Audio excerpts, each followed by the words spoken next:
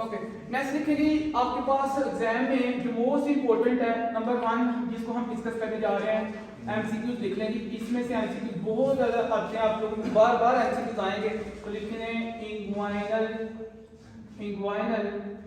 Hernia, inguinal hernia, ठीक है।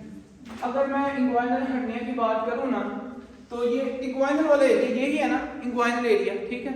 तो अब इसमें क्या है आपके पास लिखें, अच्छा मुझे ये बताएंगे डेफिनेशन आप लोगों को लिखवाएं, मुझे इसकी क्या लिखेंगे definition. Herniated part, herniated part which lie above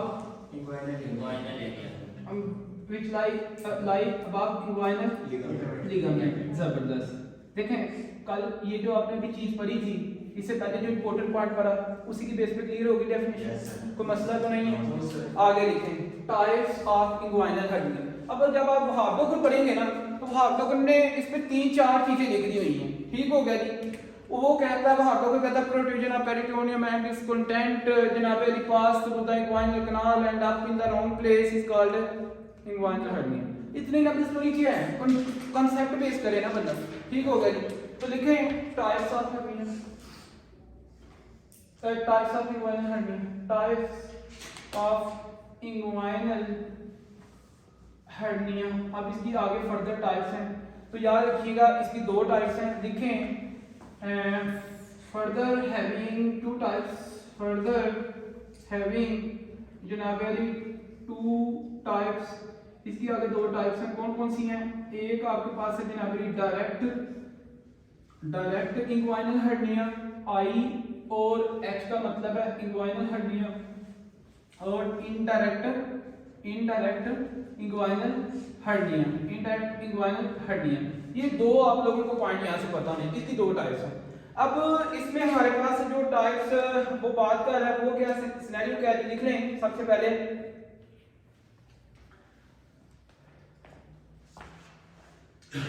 एक साइड पे लिखें डायरेक्ट हर्निया, दूसरी साइड पे लिखें इनडायरेक्ट हर्निया, ठीक है। एक कॉलम बना लें।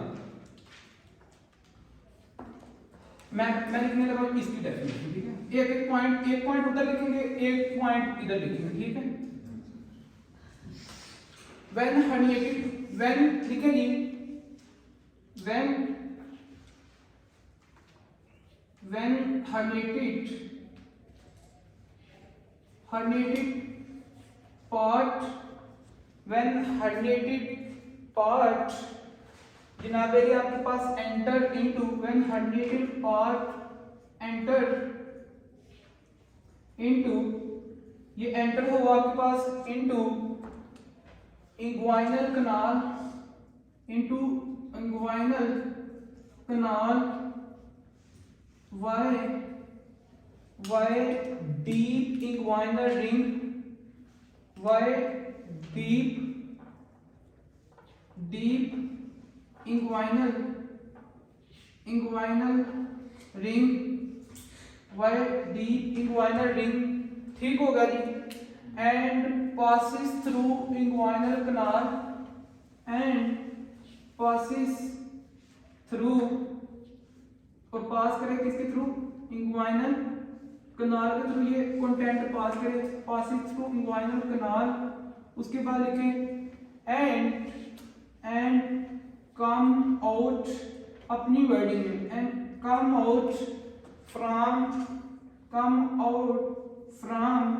superficial inguinal ring, from superficial inguinal generally ring, superficial inguinal ring appear, हाँ जी, appear in the, appear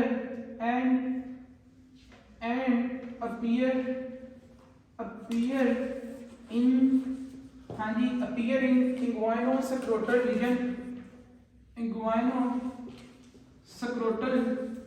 scrotal region, appear in inguinoscrotal region।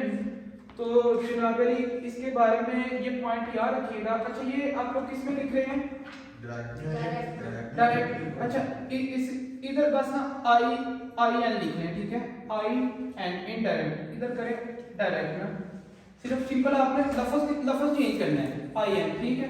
Indirect हड्डियां, अच्छा when herniated part enter into inguinal canal via deep inguinal ring pass through inguinal canal and come out from superficial inguinal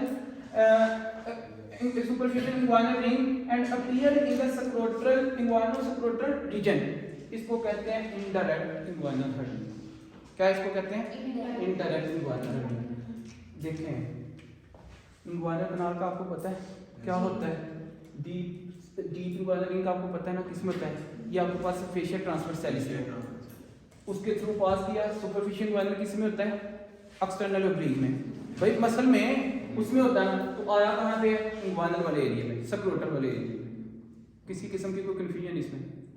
बड़ा easy है। आपको definition में कोई confusion लग रही है? हाँ जी बताएं ना, मतलब क्या प्रॉब्लम है इस डेफिनेशन में? हाँ जी मैं अभी डायग्राम बनाऊंगा, अभी मैं डायग्राम एक साइड पे डायग्राम बना दूं फिर देखें।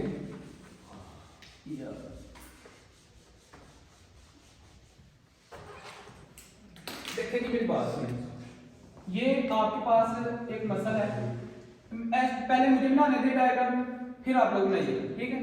एक ये मसल है, एक ये मसल है, ठीक है।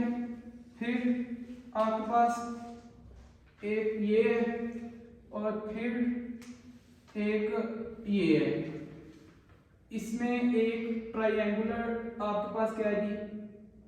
शेप ओपनिंग है और फिर एक ओपनिंग है इसमें एक ओपनिंग है, ठीक है। अब ये आपके पास है एक्सटर्नल ओब्लिक मसल, ये आपके पास है इंटरनल ओब्लिक मसल, ये आपके पास है ट्रांसवर्स एब्डोमिनस मसल, ये आपके पास क्या है? Fascia transversalis. फेशिया ट्रांसवर्सैलिस में कौन सी ओपनिंग थी? डीप इंगुइनल रिंग, ठीक है। इसमें आपके पास कौन सी थी?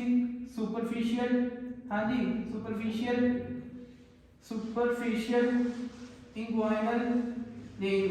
इसको समझ लीजिएगा बात सब।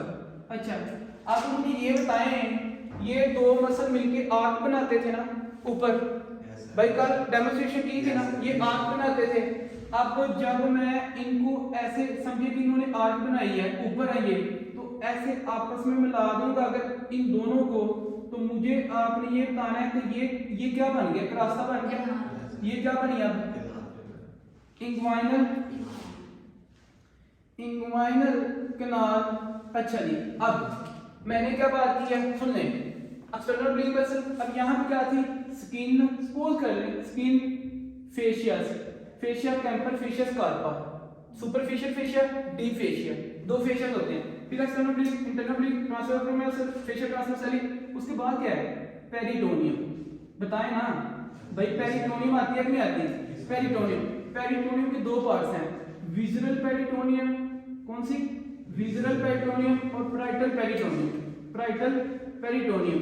अब पेरिटोनियम में आप सपोज कर लें यहाँ पे आपके पास है जी स्मॉल इंटेस्टाइन या फिर लार्ज इंटेस्टाइन के पास, या फिर सपोज कर लें यहाँ पे आपके पास स्टोमिक है। लेट्स सपोज यहाँ पे स्टोमिक आपके पास जनाब stomach below connected, oesophagus below connected with stomach, और यहाँ पे ये स्मॉल इंटेस्टाइन का फर्स्ट पार्ट ड्यूडेनम। मतलब क्या कि ड्यूडेनम का कोई पार्ट यहाँ से आपके पास क्या हुआ जी? प्रोट्रूड हुआ है। इस तरह सपोज कर लें इसका ये पार्ट क्या हुआ है? प्रोट्रूड। जब प्रोट्रूजन हुई है, ये हड्डियां बन गया। मुझे ये बताएं भाई, ये हड्डियां बना ना, तो ये एक हर्निएटेड पार्ट है ना, हर्निएटेड पार्ट है। जब ये हर्निएटेड पार्ट क्या करेगा जनाब अली? इस डीप इंगुइनल रिंग से गुजरेगा और पास करेगा इस पूरे कनाल से और निकलेगा कहां से? ये आपके पास है सुपरफिशियल वाले, और यहाँ पे ये जो एरिया ना इसको कहते हैं सक्रोटल एरिया, जहाँ पे आपके पास क्या है जी? टेस्टिस। अब जब ये इंगुइनो सक्रोटल एरिया इसको कहते हैं, ठीक है। जब ये हर्निएटेड पार्ट कहाँ पे आएगा? आपके पास इस सक्रोटल एरिया में, तो इसको कौन सी हड्डियां कहेंगे?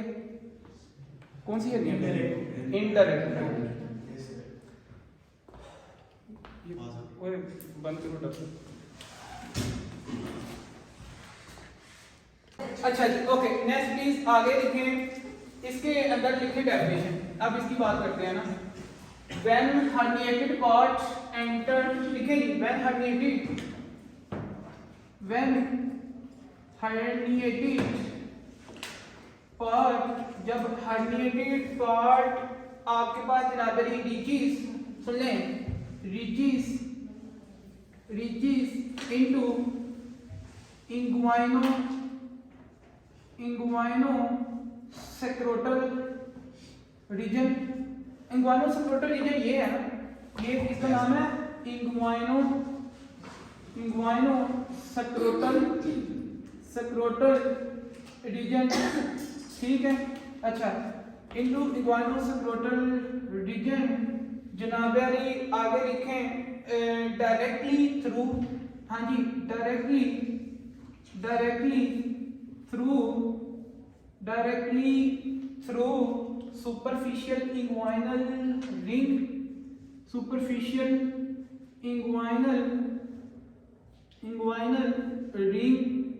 इसको हाँ जी superficial inguinal ring due to by लिखें by piercing का मतलब क्या होता है by rupturing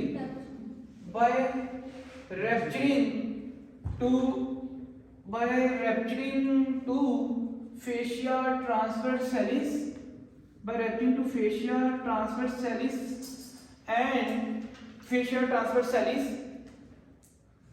and even then कभी बार ऐसे भी होता है and आपके पास transverse abdominis muscle ठीक है। इसको भी और कभी बार इसको इंटरनल ओब्लिक को भी ये पेयर कर देता है। तो अब सुन लें जी बात मैंने कर दी है। फॉर एग्जांपल अब ये हर्निएटेड पार्ट था, सुन लीजिएगा प्लीज। ये हर्निएटेड पार्ट जाए इसके इस डीप इक्वाइनल रिंग में जाए। ये क्या करेगा अगर ये हर्निएटेड पार्ट आपके पास आ जाए यहाँ पे और आके जनाब क्या करे इसको यहाँ से पियर्स करे, इसको रैप्चर करे, फिर मे भी कभी बार इसको भी रैप्चर करे और रैप्चर करके एंटर हो जाए किसमें इंग्वाइनल कनाल में और जनाब अली फिर एंटर कहाँ पे हो आपके पास इंग्वाइनोसैक्रोटल रीजन में। मैंने क्या लिखा when herniated part reaches into inguinoscrotal region directly through superficial inguinal ring by piercing to the facial transverse muscle and transverse abdominal muscle, so that is known as a direct inguinal hernia। मेरे question है जी sir, अगर हम ये बात कर रहे हैं कि वो ये अगर हमारे पास रप्चर करके अगर इंग्वाइनल कैनाल में आ रहा है फिर ये डायरेक्ट इंग्वाइनल हर्निया है, लेकिन अगर देखा जाए डायरेक्टली डीप इंग्वाइनल रिंग से पास करके हमारे पास स्कोटल रीजन में आ रहा है, डायरेक्ट इसी हम कहेंगे नो यही तो चीज है ना। ये भाई एक चीज डायरेक्ट ही आ गया उसने किसी जगह पे एंटर ही नहीं होना, एक चीज डायरेक्ट आ गई उसने एंटर ही नहीं होना, तो डायरेक्ट ये हुई ना। फिर तो ये भाई पहले उसको एंटर होना पड़ेगा किसी, मैं कहता हूँ जी कि ये दरवाजा है, मुझे स्पेसिफिक इस जगह से जाना है, ये स्पेसिफिक हो गया ना बंदा, ऐसे ही है। फिर मैं कहता हूँ यार मेरे में जोर है मैं इस द्वार को खत्म करूँ, मैं डायरेक्ट क्यों ना इधर से जाऊँ, मुझे क्यों कोई स्पेसिफिक वहां से भेजे। ओके सर, नहीं बात समझे, ये इसको स्पेसिफिक आना होगा, इधर मुझे डायरेक्ट जाना है, ठीक है। इधर से मैं डायरेक्ट जाऊँ, इधर मैं खड़ा हूँ द्वार को क्रॉस करूँ, ये डायरेक्ट होगा, ठीक। चलिए बात समझ आ रही है।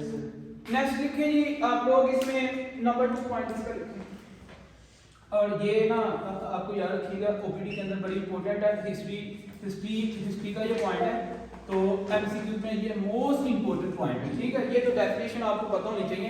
एमसीक्यूज के अंदर ये लिखें indirect hernia most common in children, ठीक है। Indirect hernia most common in children, भाई बच्चों के अंदर ये मोस्ट कॉमन हर्निया है। मुझे एक बात बताएं एंड अडल्ट, मुझे आप ये बात बताइएगा डॉक्टर अली, तो बच्चों में और अडल्ट में मसल स्ट्रॉन्ग होते हैं कि वीक?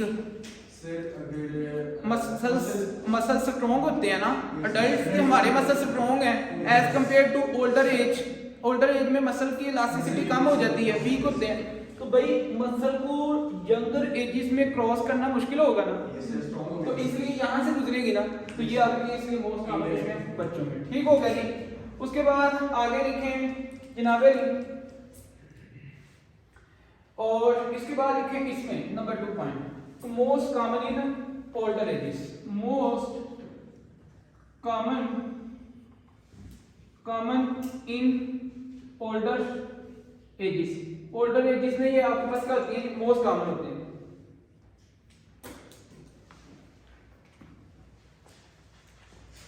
अच्छा ये इसके बारे में और लिखें कि कॉमन इन, लिखें कॉमन। सर बच्चों में भी मसल स्ट्रॉन्ग होते हैं, बच्चों के मसल में उनकी इलास्टिसिटी बहुत ज्यादा होती है, आपको पता है इस बात मसल स्ट्रॉन्ग हो रही है विद टाइम। बच्चे आपको नहीं पता कितनी एक्टिविटी उनकी होती है, ठीक है। तो common in those people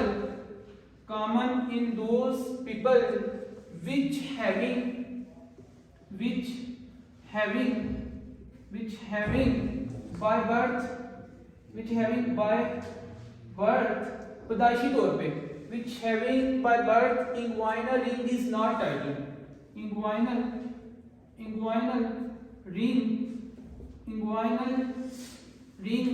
not tight मैं ये समझाता हूँ, ठीक है। not inguinal ring is not tight। उसके बाद लिखे around spermatic cord।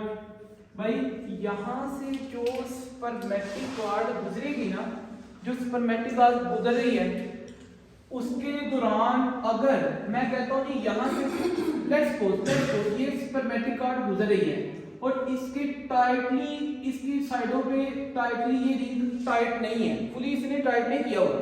जब टाइटली नहीं होगा तो स्पेस बचेगी ना, स्पेस होगी, जब स्पेस होगी तो फिर ज्यादा चांसेस होंगे ना मतलब पास करने के। तो ये भी आपको एक तरह से पॉइंट याद रखना। ओके हो गया। नेक्स्ट आगे बात करते हैं डायरेक्ट में, और डायरेक्ट की मैंने बताया। इसके बाद लिखें इसका थर्ड पॉइंट रिपीटिव राइज, लिखें रिपीटिव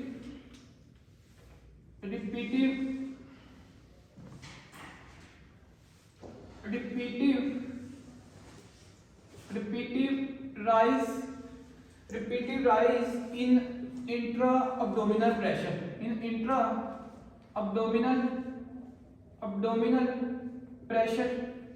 intra-abdominal pressure का रिपीटली क्या होना, राइज होना। अब देखें इंट्रा अब्डोमिनल जब प्रेशर रिपीटली जनाबली राइज होगा, ऐसी कौन कौन सी कंडीशन है, for example such as chronic cough में क्या ख्याल है, क्रोनिक जनाबेली कफ। उसके बाद आपके पास आ जाता है जनाबेली इसमें क्रोनिक कॉन्स्टिपेशन। फिर उसके बाद लिखें आप लोग इसमें हैवी वेट लिफ्टिंग। हाँ जी, अच्छा ये हैवी वेट लिफ्टिंग वालों में डायरेक्ट हड्डियां बड़ी जल्दी होता है, क्योंकि वो वेट उठाते हैं, मसल जो है ना प्रेशर पड़ता है, प्रेशर पड़ने की वजह से रैप्चर होने के ज्यादा चांसेस होते हैं। तो ये एमसीक्यू आता है, हैवी वेट लिफ्टिंग के साथ एमसीक्यू आता है, हैवी वेट लिफ्टिंग। तो ये आपने पॉइंट याद रखना है। ओके हो गया, क्लियर है? Any question please? सर ये इसी एरिया में वो होगा, हर्निया होगा, या किसी भी एरिया में हो सकता है जहाँ पर मसल वीक हो, क्या जैसे वेट भाई ज्यादा। जबरदस्त क्वेश्चन, ब्रेन को थोड़ा हाथ देना तो। अच्छा लिखे जी नंबर 4 पॉइंट, और एग्जाम में आप ओटी में प्लीज, ओटी के अंदर और एग्जाम में जिस बंदे ने ये पॉइंट मिस किया, इट्स मीन कि वो उसने ज्यादा पेशेंट के साथ भी की है और अपने साथ भी है, किसी के साथ। तो ये 4 पॉइंट आपको मिस नहीं करना। तो लिखें 4 पॉइंट, मैं इसके ऊपर लिखने लगा, ठीक है, ताकि आप लोगों को नजर आए। 4 पॉइंट और 4 पॉइंट इधर ना, ये इधर इसमें ये 4 पॉइंट डायरेक्ट है, इधर ये 4 पॉइंट किसमें इनडायरेक्ट है, ऐसे ही है ना। तो लिखें herniated part lying medial to, लिखें जी herniated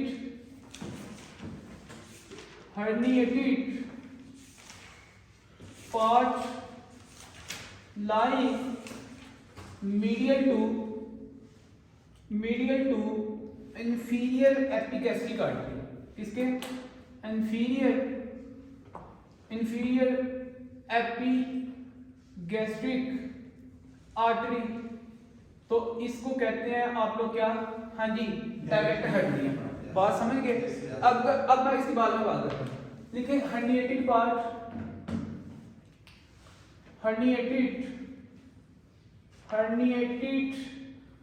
part lying lateral to inferior epigastric artery, lateral to inferior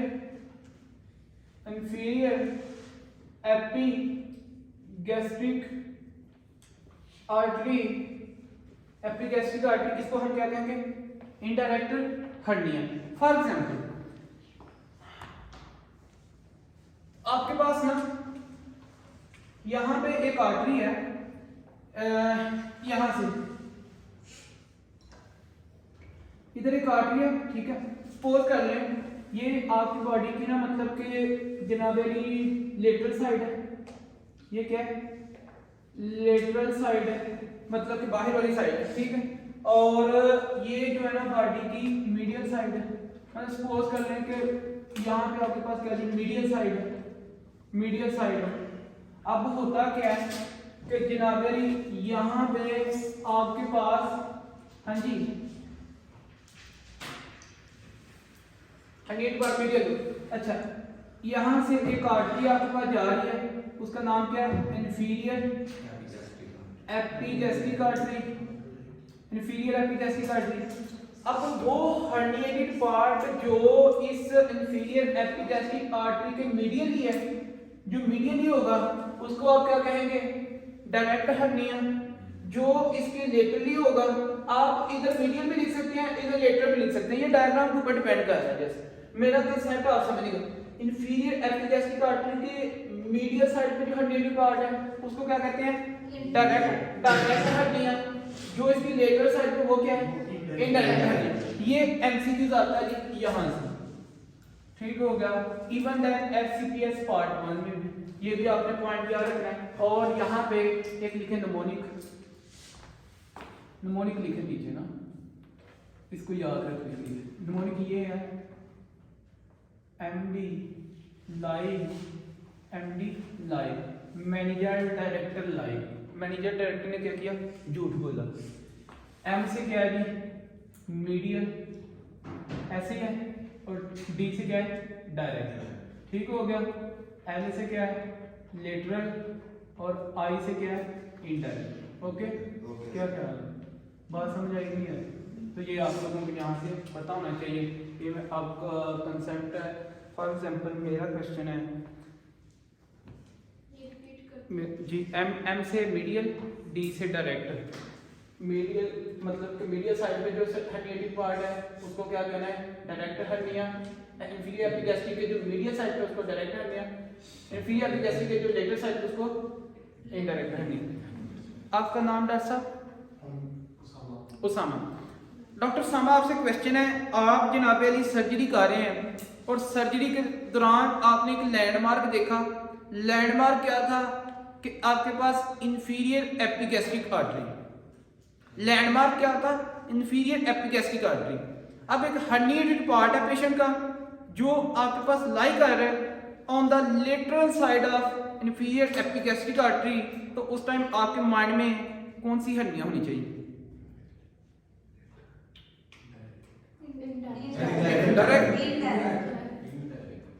very strange to me. अब आपका नाम क्या है जी? जो उमैर। डॉक्टर उमैर ओटी में गए, आईएमयू से पढ़ के वहां पे जनाब अली चले गए। सर ने पूछा कि हाँ जी कभी सर्जरी पढ़ी है? आपने पूछा नहीं सर ये किस से पढ़ी थी, पर हमने खुद नहीं थी पढ़ी, उन्होंने बड़ी अच्छी पढ़ाई थी। तो सर ने पूछा अच्छा बच्चे ये बताओ पेशेंट है ओपन आपने किया हुआ था उसको, तो वहाँ पे सर ने कहा ये आर्टरी कौन सी, आपने कहा सर ये तो इंफीरियर एपिगैस्ट्रिक आर्टरी है जो नीचे से ऊपर जा रही है। तो सर ने कहा कि बच्चे अब ये हर्निया का पेशेंट था, हर्निएटेड पार्ट है और ये कहाँ पे पड़ा, आपने कहा कि सर ये medial to inferior epigastric artery है। तो सर ने पूछा कि बच्चे बातें तो बड़ी अच्छी की हैं आपने, पर ये चिक्स ने तो नहीं थी पढ़ाई, पर आपने पढ़ी कहाँ से, आपने कहा सरसाई से पढ़ी थी। और सर ने पूछा कि ये बताओ अब है ये डायरेक्ट है कि इनडायरेक्ट, आपने कहा सर एमडी लाई का मतलब है मीडियल। तो क्या हुआ फिर ये डायरेक्ट हर्निया ना, स्टोरी आपको समझ आई, clear? Any question please? So thanks for your attention, for your concentration. Lecture dismissed till tomorrow. Thank you, sir.